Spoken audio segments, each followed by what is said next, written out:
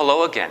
In this module, I'd like to cover something a little different than we've done in some of our other topics. I'd like to talk with you about things you can do to help you succeed in college, particularly in the College of Engineering. After going through this course, I hope that a number of you decide to go on to engineering and technology in college study. So while I'm no David Letterman, I've got my list of top 5 things that I think you can do to help yourself succeed. All right, so let's start. The number one thing you can do to succeed in the College of Engineering is do your math homework every day. I know that doesn't sound exciting or interesting, but it really is so important. Math forms the foundation of so many courses that you'll take in college. Certainly your calculus courses and that, but even beyond that, your engineering courses rely on that math that you learn. So having that solid foundation in math will enable you to succeed in other courses. And if you get behind, particularly at the beginning, it's just so hard. So my number one thing that you can do to help yourself succeed is do your math homework every day. And you know what? Even in high school, if you just pay attention to what you're doing now and try to get a great foundation, that'd be really helpful. All right, number 2, to form good study habits. Some of you have those right now. You've had to teach yourself how to apply yourself and how to work hard on your courses. Others of you have been able to get by in high school because maybe it wasn't that hard for you, or you just get it pretty easily. But I bet almost all of you will need to probably bear down and study a little bit more once you get to college. It's another level of difficulty. So form good study habits. That doesn't mean you have to always go to the library 8 hours a day, but it means you have to figure out for yourself, where do you study well? What kind of distractions do you need to avoid? For some people, they can study in their dorm room. They have a roommate that is also studying something that requires work, and they can do that okay. But other people need to go to a library or find a study area that they use and they go to frequently. So whatever that is for you, figure it out. Where do you need to go to study? And then make sure you don't have too many distractions around. Some people study well with the radio on. Some people study well with the television on. I don't recommend it. I particularly don't recommend sitting there at the computer with instant messenger popping up messages every 5 seconds. Whatever it is, though, try to figure it out and develop those good study habits. And I want to give a word of encouragement to some of you who right now aren't having any trouble with your high school studies, but may later. And there's really a couple groups of you. One group is for those of you for whom high school, that studying it's not that big thing. You're into sports, you're into social stuff, and you do okay in high school. Well, when you get to college, it's going to be harder to keep those grades up. So you'll need to spend some more time on developing those study habits. So don't assume that because of your social graces and your friends with everybody that'll carry you through college too. You're going to need to develop those study habits. And another group of you that you might find this hard to believe, but some of you who do really, really well in high school, you're going to have to develop some study habits in college too. You're just going to get to that next level where you were smart enough to do everything at the last minute in high school. Well, that probably won't be the case in college. You can't wait till the last minute. You can't get by on sometimes just being the smartest kid in class, because you know what? A lot of those smartest kids in classes are going to show up in your calculus class, and it's going to be harder. So you're going to have to maybe develop some habits you haven't had to do before. All right, enough on that. Develop good study habits. The third thing you can do to help yourself to do well in college is get to know your professors.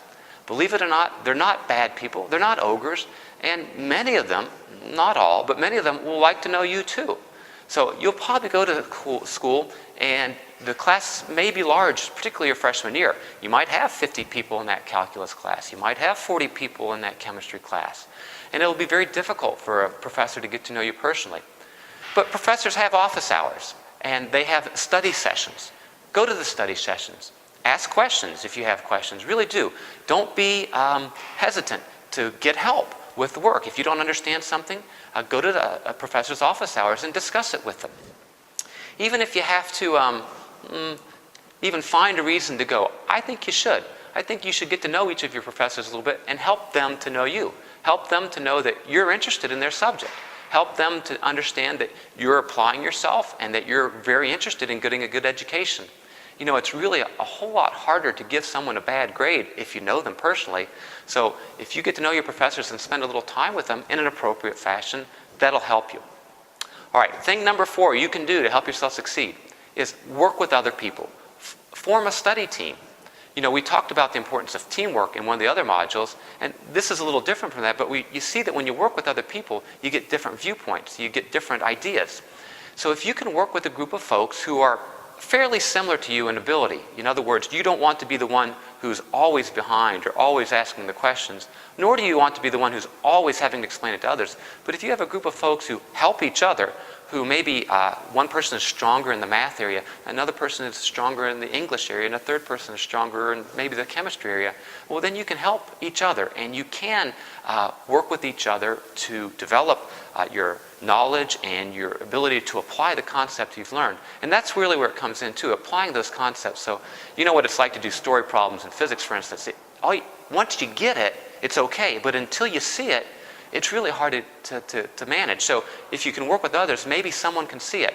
And the other part about that too is when you are the one who's explaining it, you really have to know it well to explain it to someone else. So you actually learn more by teaching somebody else than you do by sitting in a classroom. So find a group, work with them, help each other. You know, there might be times when the professor will say, this is an individual project, and that's fine. But most things that you do, most of the homework you get, it's fine to work with a study team. And they'll let you know that as well, so I encourage you to do that. All right, the fifth thing you can do to help yourself succeed in college is get a life. I mean, I talked about do your math every day, good study habits.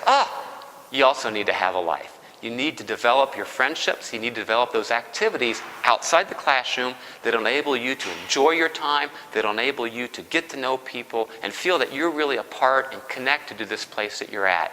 Sure, you want to study hard. Sure, you want to do your math every day. But you also want to have friends and use this time, this college time, to develop your social skills, your problem-solving skills, your group interaction skills. You'll look back on it, I promise you, when you're older, and you'll recognize college as being one of the best times of your life, when you got to do so much, when you got to learn so much, when you got to experience so much. So you want to have a life. So those are my recommendations for things you do. Oh, I guess there's one other thing you could do. I mean, you could get one of these swell corduroy coats like I have, you know, the kind that have the patches on the elbows. You could sit around and rub your chin and go, that's interesting.